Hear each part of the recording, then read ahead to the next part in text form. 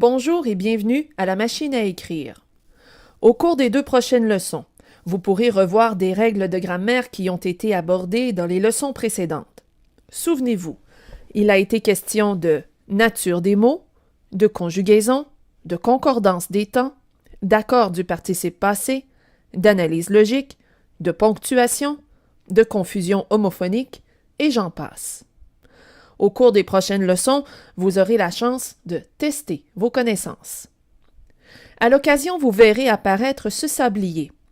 Vous pourrez mettre la vidéo en pause et prendre le temps de réfléchir à la question qui vous est posée.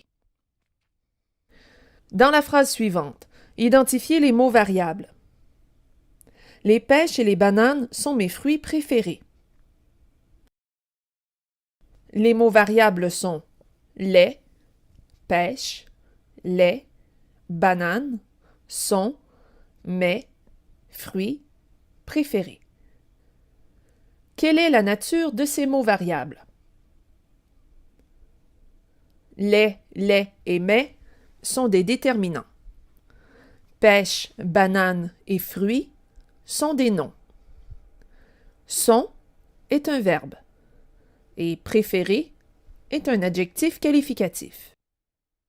Comme nous venons de le dire, le verbe conjugué dans cette phrase est « sont ». Pouvez-vous identifier le sujet du verbe? Pour trouver le sujet du verbe, on pose la question « qui est-ce qui » ou « qu'est-ce qui ». Ici, le sujet du verbe « sont » est la combinaison de « pêche » et « banane ». Il y a 2 sujets, donc le verbe se conjugue au pluriel. Les noms pêche et banane sont reliés par le mot « et ». Vous souvenez-vous de la nature de ce mot? Il s'agit d'une conjonction de coordination. C'est un mot invariable. Le rôle de la conjonction de coordination est d'unir 2 éléments de même nature. Ici, ce sont 2 noms. Dans la phrase suivante, quels sont les verbes conjugués? Je suis content. Mon frère m'a apporté le livre de photographie que je lui avais demandé. Les verbes conjugués sont suis, a apporté et avait demandé. Maintenant, à quel mode et à quel temps sont-ils conjugués?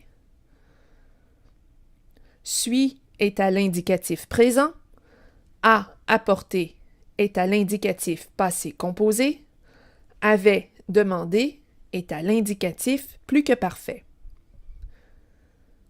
Êtes-vous en mesure de donner la nature du mot « que » ? Il s'agit d'un pronom relatif. Souvenez-vous, le pronom relatif introduit la proposition subordonnée relative. Et s'il y a une proposition subordonnée, c'est qu'il y a une proposition principale. Quelle est la proposition principale dans cette phrase? La proposition principale est « Mon frère m'a apporté le livre de photographie ». Toujours dans la même phrase, quel est le complément du nom « livre » ? Le complément du nom « livre » est « photographie ». Quelle est la fonction du mot « frère » ? Le mot « frère » est le sujet du verbe « a apporter ». Maintenant, quelle est la fonction du nom « livre » ? Livre est le complément direct du verbe « a apporter ». Question piège pour vous. Quelle est la fonction de M'? M' est le complément indirect du verbe « a apporter ». Il est très important de toujours réviser les règles de grammaire. Telles que mentionnées à plusieurs reprises précédemment, la maîtrise de la grammaire améliorera la qualité de vos productions écrites, allant du simple courriel à la thèse de doctorat. Voilà ce qui conclut cette leçon. Joignez-vous à nous dans notre forum de discussion ou sur Facebook, à l'adresse suivante. Ici Mélanie Tremblay. Merci de votre attention. À la prochaine.